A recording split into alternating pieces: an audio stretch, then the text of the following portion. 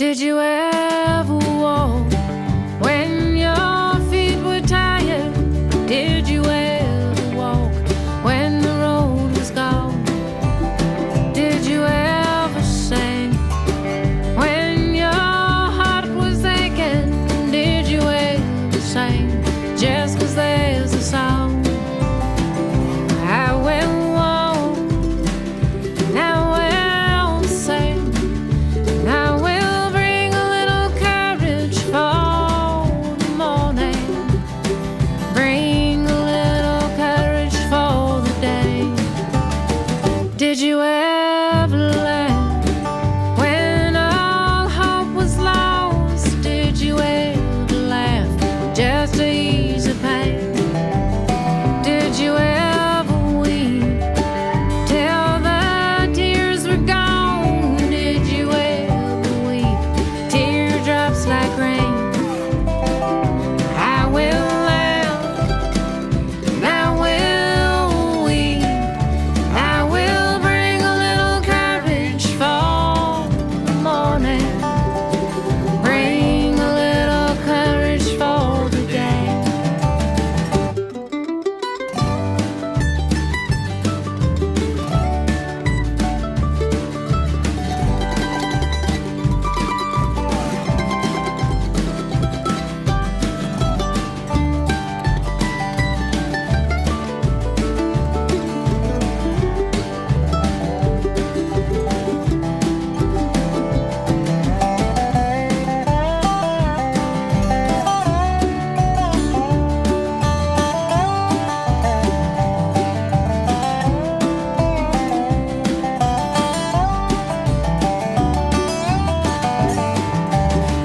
Did you ever stand when the rest was silent? Did you ever stand a million strong?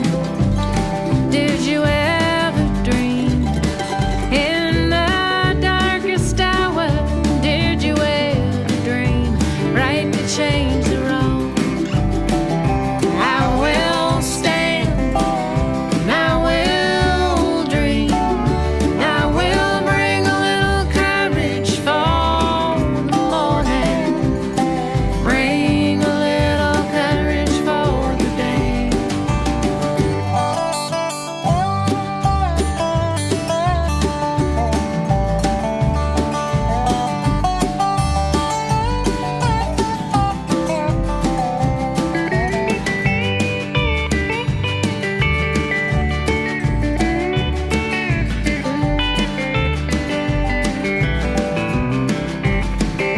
I will walk, and I will sing, and I will laugh, and I will weep, and I will stand, and I will dream, and I will bring a little courage for the morning, bring a little courage for the day.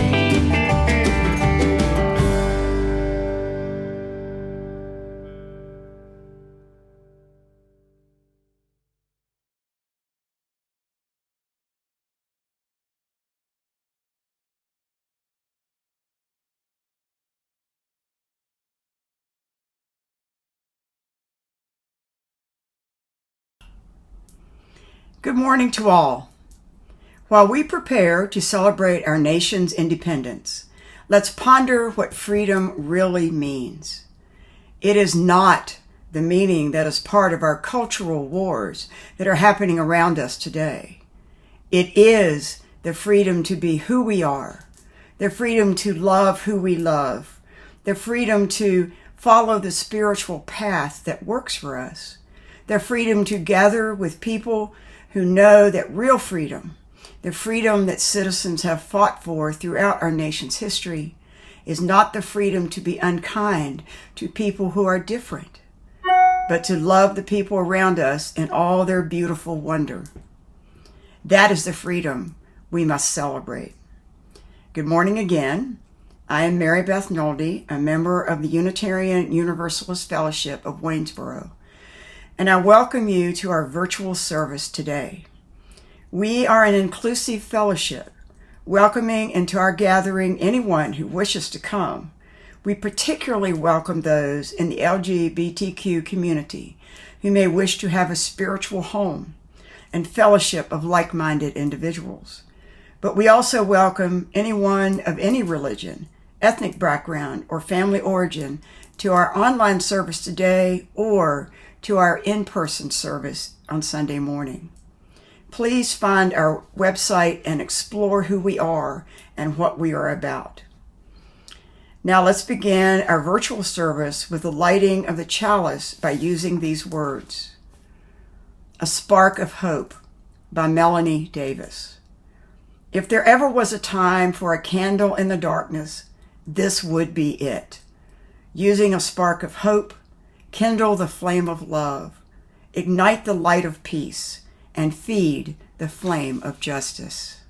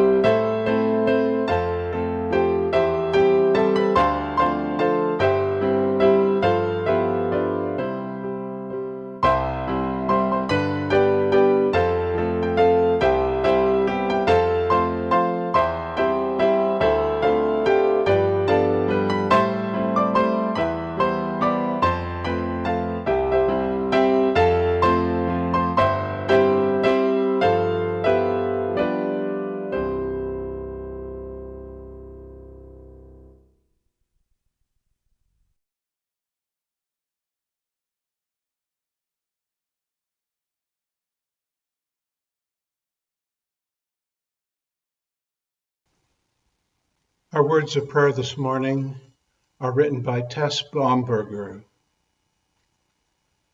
Let us make this earth a heaven, right here, right now. Who knows what existences death will bring? Let us create a heaven here on earth where love and truth and justice reign. Let us welcome all at our pearly gates, our freedom table, amid singing and great rejoicing. Black, white, yellow, red, and all our lovely colors, straight, gay, transgender, bisexual, and all the ways of loving each other's bodies. Blind, deaf, mute, healthy, sick, variously abled, young, old, fat, thin, gentle, cranky, joyous, sorrowing. Let no one feel excluded. Let no one feel alone. May the rich let loose their wealth to rain upon the poor. May the poor share their riches with those too used to money. May we come to venerate the earth, our mother, and tend her with wisdom and compassion. May we make our earth an Eden, a paradise. May no one wish to leave her. May hate and warfare cease in their clashes, in causes too old and tired to name, religion, nationalism, the false god of gold, deep-rooted ethnic hatreds. May these all disperse and wane, and may we see each other's true selves. May we all dwell together in peace and joy and understanding. Let us make a heaven here on earth before it's too late. Let us make this earth a heaven for each other's sake.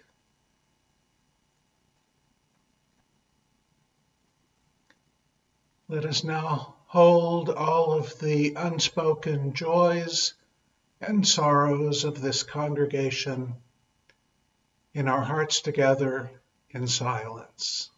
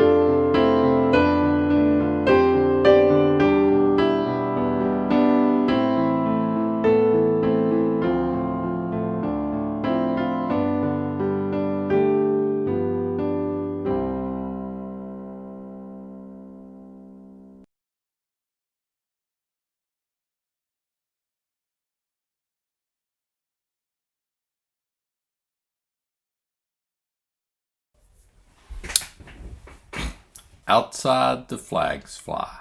Down the highway, hanging onto the back of large trucks or the chest of a man. Outside, there is a grabbing and taking, a staking and restaking of territory claimed. The roads cut, the oil burned, blockades erected, and walls built.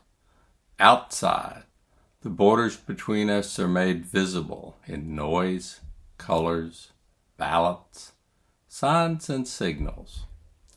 Inside resides the common breath of ancestors, the child who plays with no thought of malice, the heart turned toward suffering, the taste of figs ripening in the lingering autumn heat, the sliver of an orange moon low in the evening November sky. Inside begins something you might call a prayer. Let us kneel down, not to God or nation or ideology, but to what is inside, a feeling, a connection, a welling like the waters at the very beginning of time, unpolluted and gently flowing, sweet and dark and healing. Let us kneel down to the persistent possibility that the life and love within prevail. Let us release what is inside, outward in beauty, spilling towards each other until all merges, unstoppable well of knowing that we will only ever be saved by one another.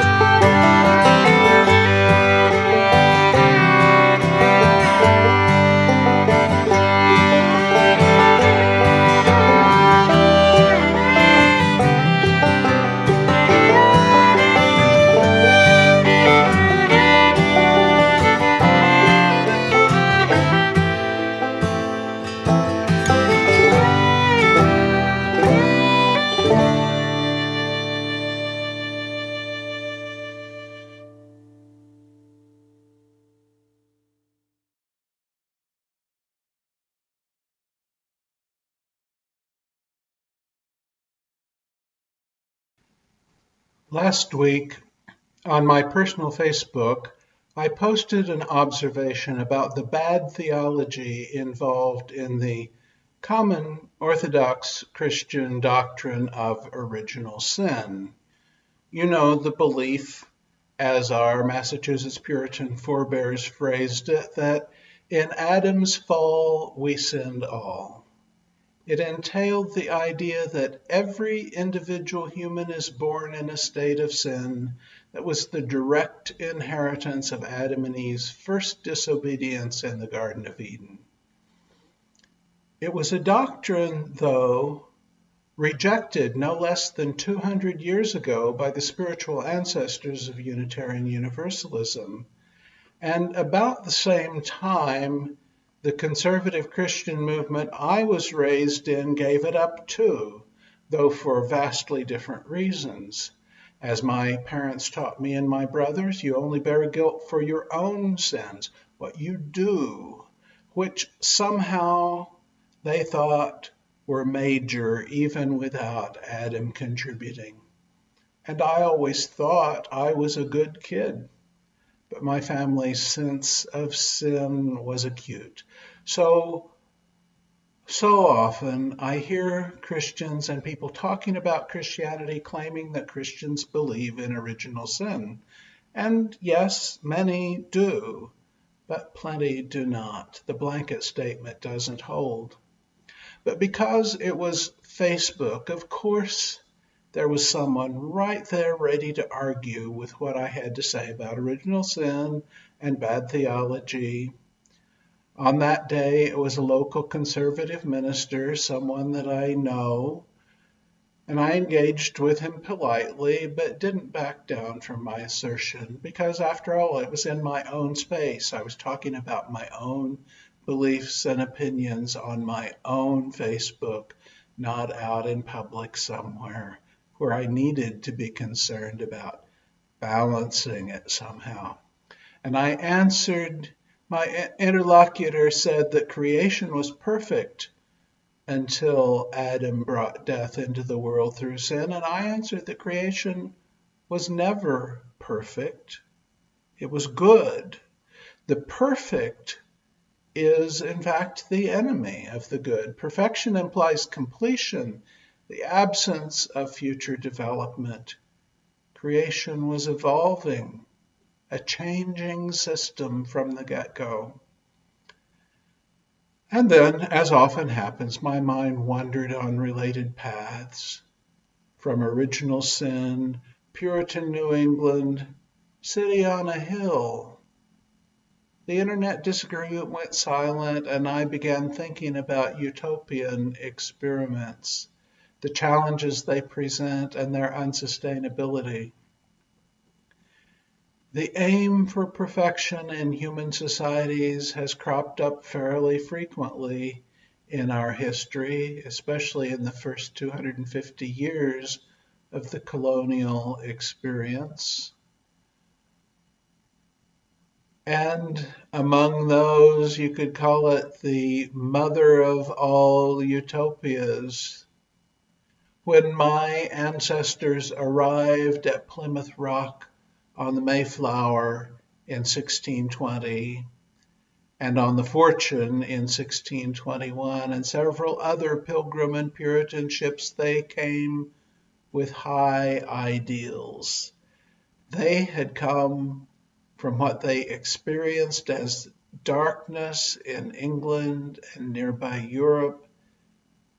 They were going to be the shining city on the hill, a new Jerusalem.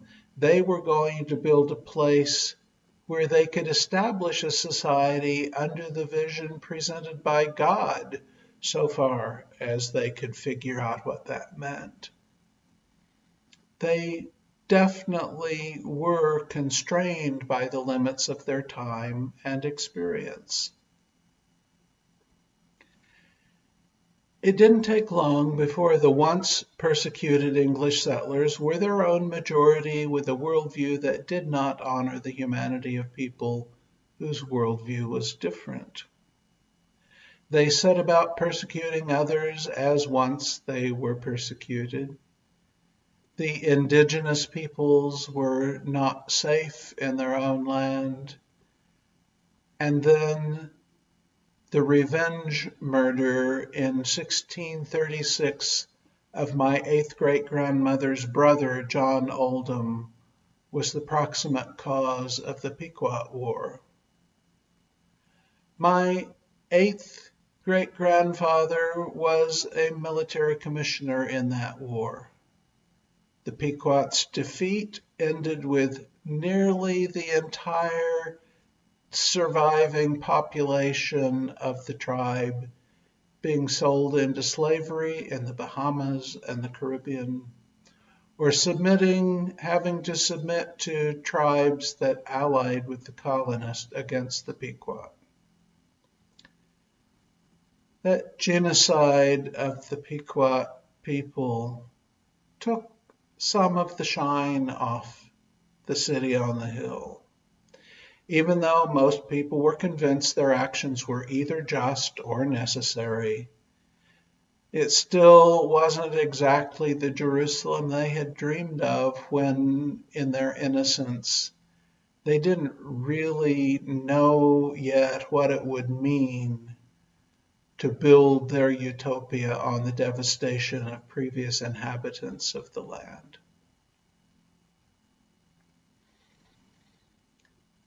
The changing sensibilities as a new generation who had not experienced the persecutions in England were too often not able to meet the conversion requirements the first generation of Puritans and separatists had set as the bar for church membership.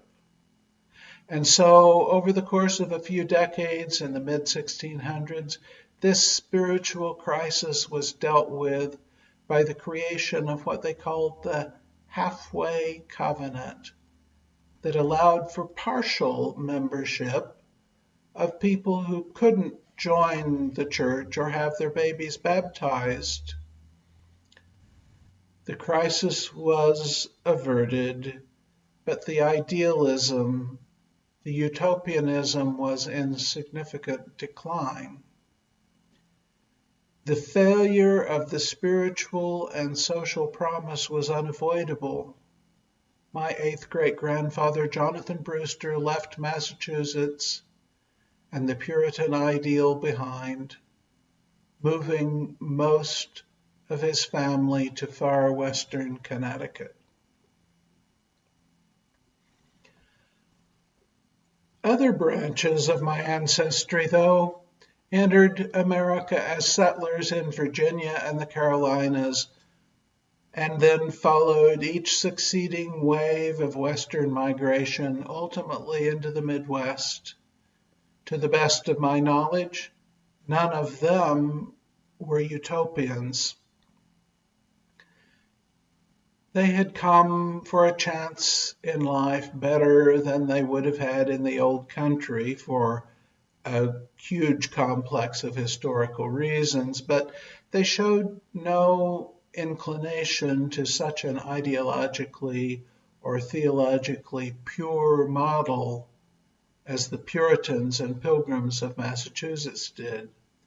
They were clearing land, splitting logs, and sometimes purposely leaving behind all semblance of civilization, and doing it again when roads and trade caught up to them. No utopia, only work.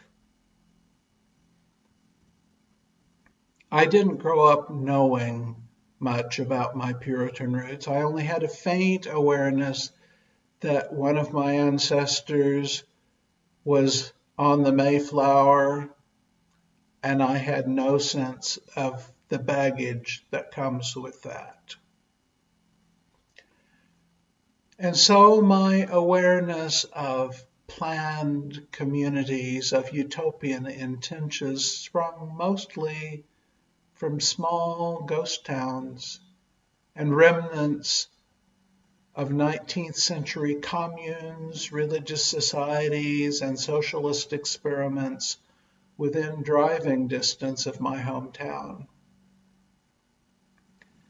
There was one, New Harmony, in the edge of Indiana, that had two failed experiments on the same spot within the span of just 15 years in the early 1800s. First, a Lutheran society, followed by a socialist variant experiment, New Harmony was unique in the area in that the failures became the inspiration for touristic success from the mid-20th century to the present. Utopian dreams, as a result, always seemed, when I was young, not as failures of values, but as ideas who were misplaced in history, the stuff of nostalgia. But I'm in my 60s now. I don't need failed social movements for nostalgia anymore. I've got my own material. And so I return to the proverb I deployed in my Facebook argument about original sin, namely that the perfect is the enemy of the good. Our country has seen lots of idealized movements crumble. In some sense, it was because they demanded something unsustainable. Adherents of utopian dreams have changing circumstances and shifting loyalties because what they saw as perfect was too demanding. New generations came along and needed to be accommodated with a halfway covenant of sorts in order for a semblance of the dreams, a semblance to make their way into the future. An ideological movement, a utopia, is usually married to relatively rigid ideas, and so it is brittle.